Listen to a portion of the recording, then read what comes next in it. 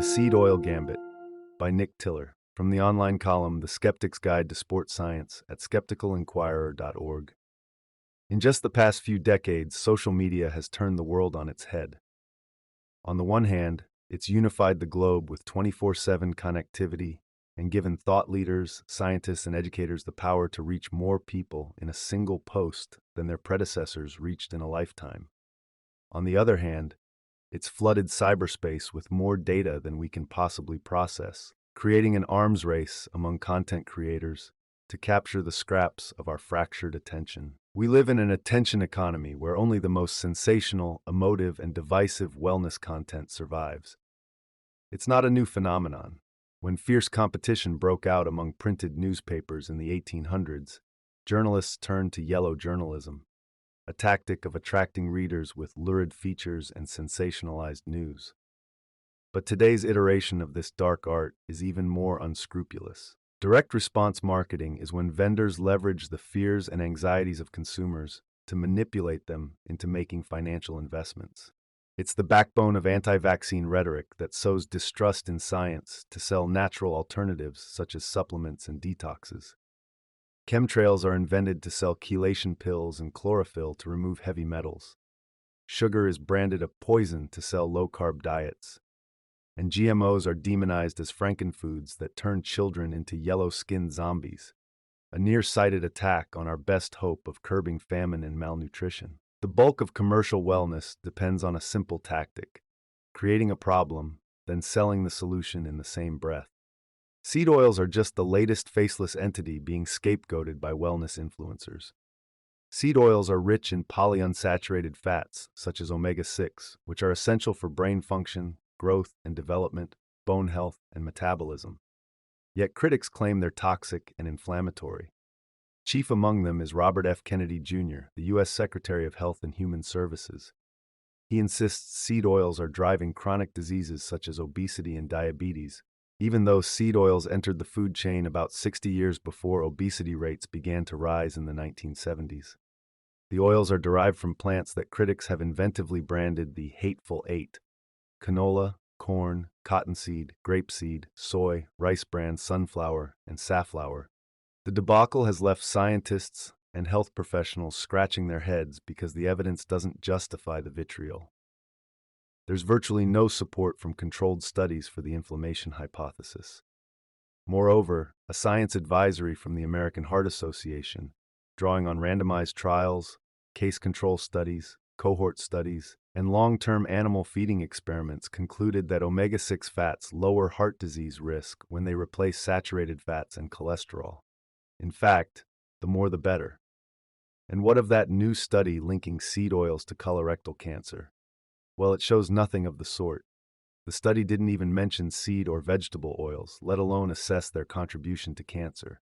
Of course, all this assumes that logic and evidence still carry the persuasive weight they once did. And if you still believe that, then you've got some catching up to do. And I've got a detox to sell you. So, what gives? Why are wellness influencers and public health officials vilifying seed oils in defiance of the scientific consensus? There are two explanations. One is that seed oils are a pawn in a larger anti-establishment narrative. It's a worldview where scientific orthodoxy is painted as corrupt, self-serving, and overreaching, and where big food, big ag, and big pharma collude to push toxic products.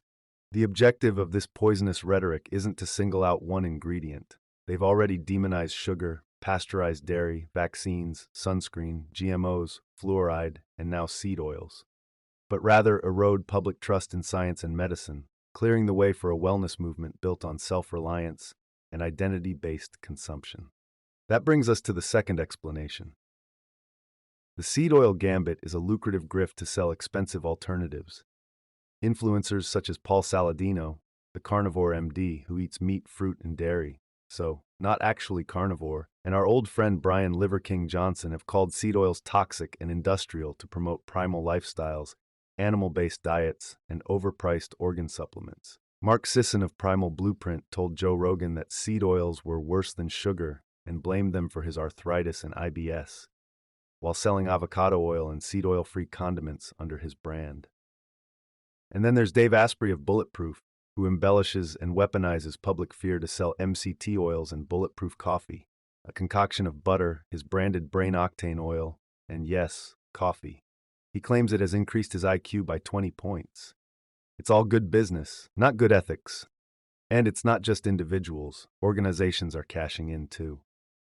In an article titled Seed Oil Alternatives, Unveiling the Dark Truth About Industrial Seed Oils, baby food company Serenity Kids warns customers about inflammation, damaging free radicals, and seed oils hiding in baby formula. The company is part of the Clean Oil Crew, a coalition of brands raising alarm over vegetable oils while selling pricey alternatives made from butter, ghee, olive oil, avocado oil, coconut oil, and nut oils. Then there's True Food Kitchen, a restaurant chain that cooks without seed oils to align with the anti-inflammatory diet of its founder, Andrew Weil, celebrity doctor and integrative medicine proponent. Weil also serves as a partner and advisor to the Seed Oil Free Alliance, an organization lobbying for mandatory labeling of seed oil-free products. If it sounds familiar, it's because we've seen the tactic before with GMO labels. This kind of niche marketing helps companies isolate a target audience, one willing to pay premium prices for goods that align with their social and political identity. In case it wasn't already obvious, evidence and rational thinking alone won't win the war against misinformation. The seed oil debate is just one example of how data can be twisted or ignored when it clashes with identity, ideology, or emotion. To change the conversation, then, we need to meet people where they are, to connect with audiences and address their concerns rather than dismiss them. This doesn't mean abandoning evidence or diluting the science, but rather presenting it with empathy, patience, and on a foundation of trust. Without this more human approach, even the most compelling evidence risks being buried in an avalanche of fear and misinformation. Thank you for listening to Skeptical Inquirer Audio Edition.